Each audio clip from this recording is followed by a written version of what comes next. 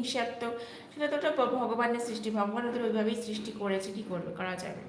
But হ্যাঁ, রাস্তায় যে বলো কুকুর, বেড়াল, গরু, ছাগল, গাধা, ঘোড়া, ষাঁড়, মোষ, গরু, সব সব প্রাণীকেই ভালো লাগে আমার, সবাইকেই।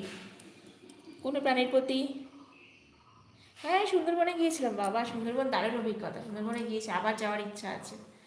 সুন্দরবনে গিয়েছি, অনেক বছর আগে গিয়েছি।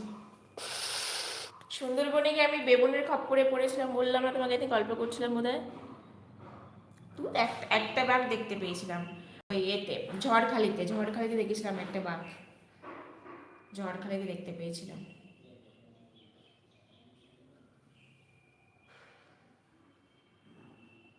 তো এদিন গল্প করছিলাম তো বোধ হয়। আরে সেই বেগুনগুলো বললাম না, ওদের সেই, আমার লঞ্চ থেকে নেমেছি আর আমার হাতে খাবারের প্যাকেট ছিল, আর নামার লঞ্চ থেকে নামার সাথে সাথেই দেখছি কি দুপাশ থেকে সব বেগুনগুলো কেন আমার দিকে যেমন তাকিয়ে আছে, পুরো আই কন্ট্যাক্ট করছে, আমি বুঝতে পারছি না কী ব্যাপারে বাবা, আমাকে দেখছে কেন, হঠাৎ করে তারা আমার গায়ের উপর ঝাঁপিয়ে পড়ে আমার প্যাকেট টেনে সমস্ত